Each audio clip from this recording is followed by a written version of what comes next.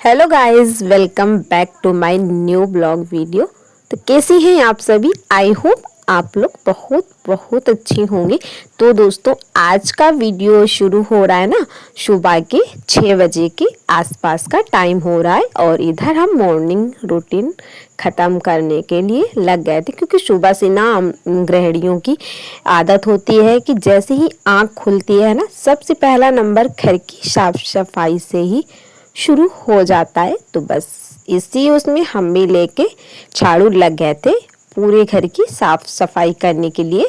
तो कर लेते हैं घर की साफ सफाई। और उसके बाद में अभी ना कि इस टाइम पे ना ठंडक का मौसम हो गया है। वैसे भी ना बड़े लोगों के हिसाब से ना अभी सर्दी नहीं पड़ रही है, लेकिन बच्चों के लिए ना काफ़ी ठंडक सुबह सुबह हो जाती है। बच्चों के लिए हल्की कपड़े या फुल कपड़े पहनाने लायक मौसम हो गया, जैसे कि इनर पैजामी पहनाने के लायक मौसम हो गया ना।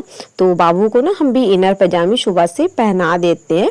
और वैसे दिन में तो धूप निकल आती है ना, तो अभी ज़्यादा दिन में तो स्वेटर इनर पैजामी पहनाने की ज़रूरत नहीं पड़ती है बच्चों को। लेकिन हाँ, सुबह शाम की सर्दी अभी गांव में ना शुरू हो गई है।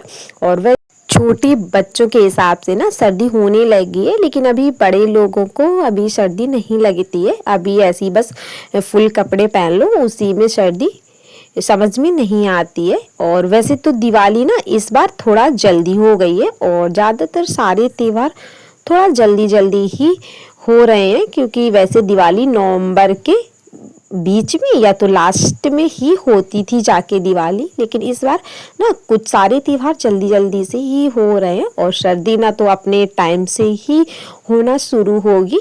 तो बस हम सारा घर का सारा काम ख़त्म करने के बाद में ना नहा लिया था, और मैंने सारे कपड़े भी धुल के डाल दिए हैं।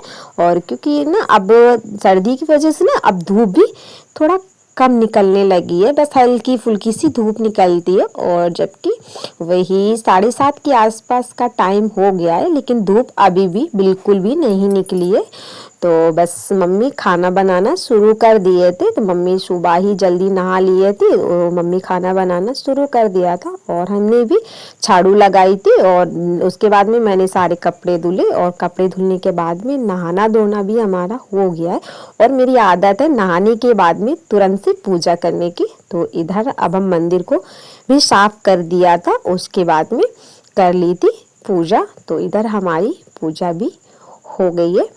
और जब हम पूजा करने के बाद ही पूरा कोई भी काम करना शुरू करते हैं ना, तो हमारा दिन बहुत अच्छा जाता है। तो मेरी आदत है नहाने के तुरंत बाद सबसे पहला नंबर हम पूजा करते हैं, और उसके बाद में ही दूसरे काम करना शुरू करते हैं। तो बस अब हम भी लेके बैठ गए थे कि परयोना लेके बैठ गए थे, जिनको बन करेलियाँ भी बोली जाती हैं।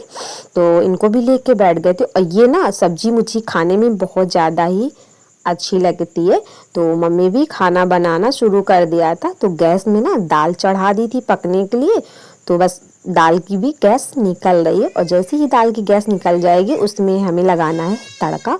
और तड़का लगाने के बाद में जब तक इनको हम काट लेते हैं, थोड़ा मोटा मोटा ही कट करेंगे, क्योंकि जब ये टाइम लेती हैं, जब बनाते हैं ना तो ये बनाने में काफ़ी टाइम लेती हैं।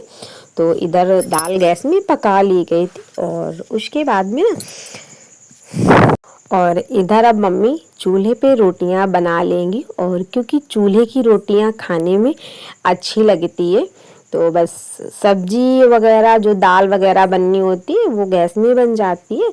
और जो सब्जी ज़्यादा टाइम लेती है पकने में, उसको चूल्हे पे ही बना लेते हैं। और वैसे भी लोहे की कढ़ाई वो, और चूल्हे का खाना वो, तो उसका कुछ स्वाद ही अलग रहता है।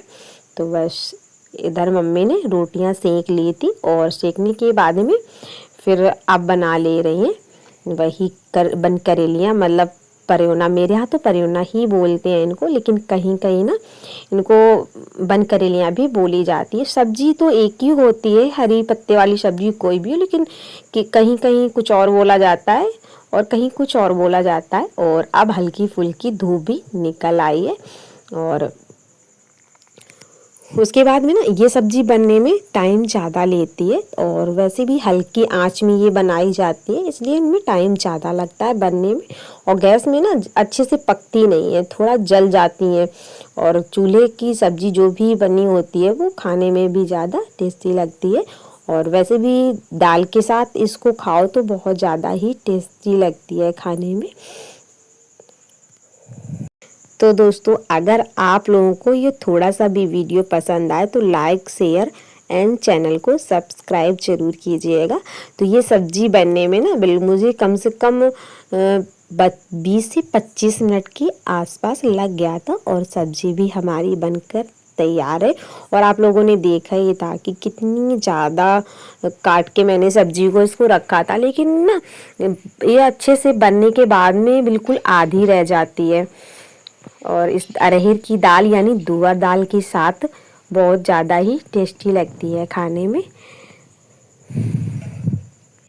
तो दोस्तों अब हम आप लोगों से लेते हैं यहीं से विदा और मिलते हैं एक प्यारे से वीडियो के साथ में। तब तक के लिए bye bye, thank for watching, take care. कल फिर मिलेंगे आप लोगों से एक प्यारे से वीडियो के साथ में। तब तक के लिए राधे राधे सभी को, थैंक फॉर वॉचिंग।